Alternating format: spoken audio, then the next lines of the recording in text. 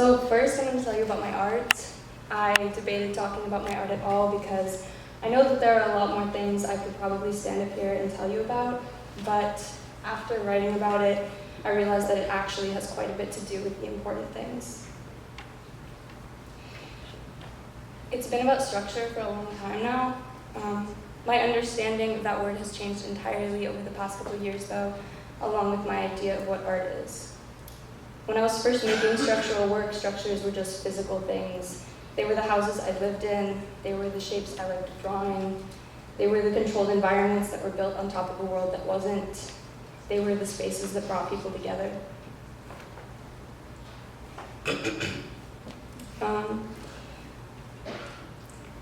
These were the constantly changing ideas I had about what structure's role in the world was. I was always coming up with new reasons that physical structures built by humans mattered. And this was because knowing that structure mattered to the world meant knowing that my art mattered to the world. Things changed though when I was sitting in art class with Luca and I asked her what I should do with my life. She told me that I should build structures like I already had been. And when I asked her to clarify, she told me to just look at these people as she motioned toward my friends. So I looked up the definition of structure and found out that it was simply the arrangements of and relations between the parts or elements of something complex. This is when I finally realized how much bigger structure was than what I and humanity were physically building. This is when I realized that I'd spent all this time drawing and cutting and designing and building structures, not ever taking a second to realize that I've been simultaneously forming and analyzing and being in and with and because of these growing and breathing and dying structures that were made out of people and love instead of paper and lines. So this is when my art became about us. I started writing about and thinking about the arrangements of and relations between my friends, the pieces of a complex little community, then my family, then my classes, and then this place. Not OCADU, but the ESA.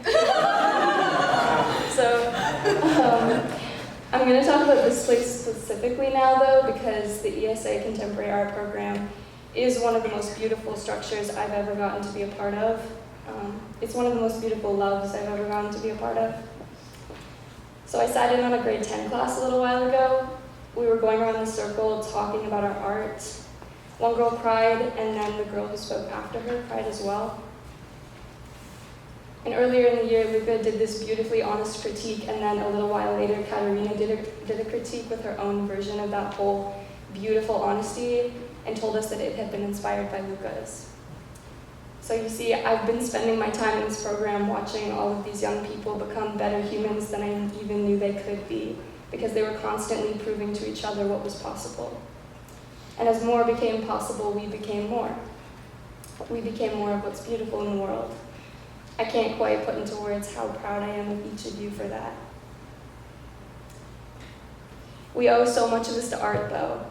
Art is the reason we sat in a circle with that grade 10 class. Art is the reason we gathered in VA for 4 years and talked about what we did and why it mattered and what we loved and what it meant to us and who we all were because of it. Art is the reason we had the opportunity to practice terrifying vulnerability. Art is the reason that in the month before Portfolio Day, I witnessed and felt the least explainable kind of community love that I'd ever known. Art is the reason we're together right now. It gave us the space and time and motivation to access everything that made our community what it is. The art, it was most importantly a tool for and evidence of love. You see, this program taught me about how people learn themselves and the world through each other. This program taught me that art doesn't and shouldn't have to end at art. Most importantly, though, it taught me what it means to be a part of a structure that is more than what I could draw or build. A structure that grows and breathes and dies. A structure that you can love and be loved back by. The arrangements of and relations between the parts or elements of something complex. Our classes are the arrangements of. The way we love is the relations between. The parts or elements are us, and the something complex is this jumble of people who care. And even though this structure is made of all of us and more, it began with Barry and Novak. So thank you guys. Thank you for creating a place where we get to learn the world and call it art. I only have a week left now, so I've spent a good while trying to avoid the pain and fear that comes with the end of something like this, the end of something as beautiful as this. Slowly though, through writing and talking and loving and listening, but mostly listening, I learned that the end of things is what makes them really worth living through it all. Because we wouldn't have ever told each other the whole truths if we knew we had forever to do it, if we knew we had forever to work up the courage to do it. Owen wouldn't have taught me about our power. Parker Lilly wouldn't have taught me about our growth. Katerina wouldn't have taught me about honesty. Ethan wouldn't have taught me about joy. Luca wouldn't have taught me about humanness, and Isabella wouldn't have taught me about care. That's how I'm making peace with leaving the place and people who have taught me all of this. Because knowing that it would end was the only reason we had for teaching each other anything at all.